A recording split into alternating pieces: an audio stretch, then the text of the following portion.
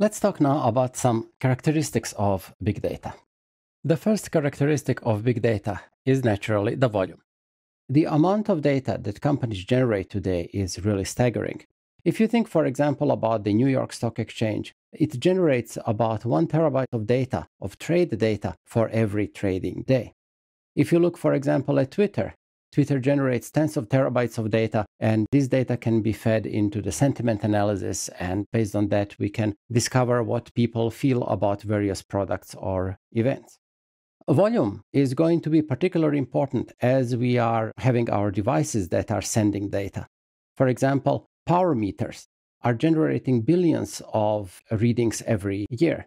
And imagine we can analyze this data to optimize the energy and actually foresee the demand for power. Velocity is another important characteristic. For various time-sensitive activities, for example, if we are detecting fraud, seconds can be decisive in being successful or not.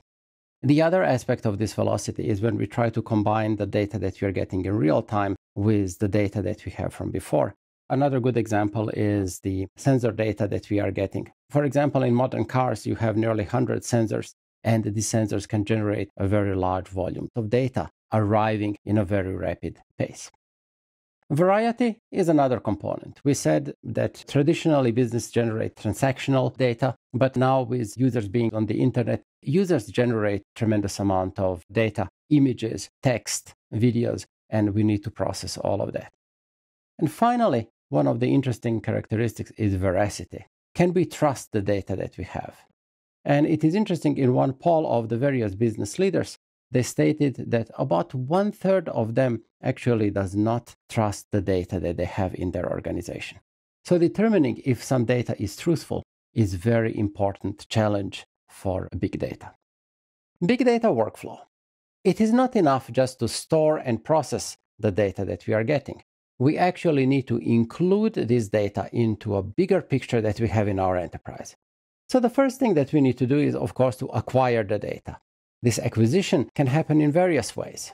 Sometimes the data will arrive in a batch mode. For example, when we get large files that contain, let's say, sales records and similar. Sometimes the data will be coming as a stream.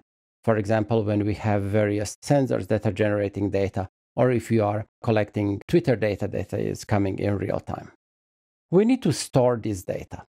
And it is interesting that traditional databases do not provide a good answer for storing this data. So we will see later different mechanisms and approaches that have been developed to store this data. The principal idea there is that the data will not be stored on one machine only, but the data will be spread in a fault-tolerant and reliable way across many machines. And that poses challenges. The next step is analytics. We will be applying various mechanisms. Sometimes these are going to be queries in a way similar to what we do in conventional systems.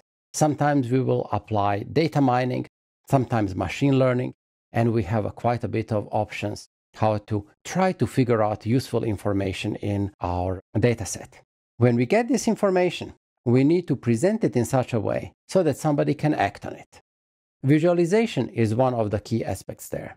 Showing just numbers is usually not enough for most humans. So we need to have some visual, easy representation so we recognize the trends, recognize significant events, and recognize when should we act. The next thing in our workflow is the management of data. You need to figure out not only how to put this data on your systems and how to process it, but also what is the structure of this data. How are you going to integrate it with conventional systems in your organization? Who will have access to this data? How are you going to manage the users of this data? How are you going to approach security and similar? The data that we collect needs to be shared. And sharing of this data is a particular problem because we are dealing with staggering amounts of data. So you cannot just put it in an email attachment and send it to somebody. We are dealing with such volumes of data that impose a challenge. Sometimes you will find that it is optimal way to use a fast network connection. In some cases, it is surprising, but FedExing hard drive or a set of hard drives with data can be actually faster. And finally, we got to the point of integration. It is extremely important for your success in big data that you always integrate your conventional systems with your big data systems. Conventional systems are still the cornerstone of modern business, and they have many activities that are truly best suitable for this type of systems. How do we combine the big data and traditional data processing is a very important subject, and you must cover the topic of integration very early in your enterprise. Talking about this whole workflow, the key thing for us is that the business needs to see a value from the big data chain.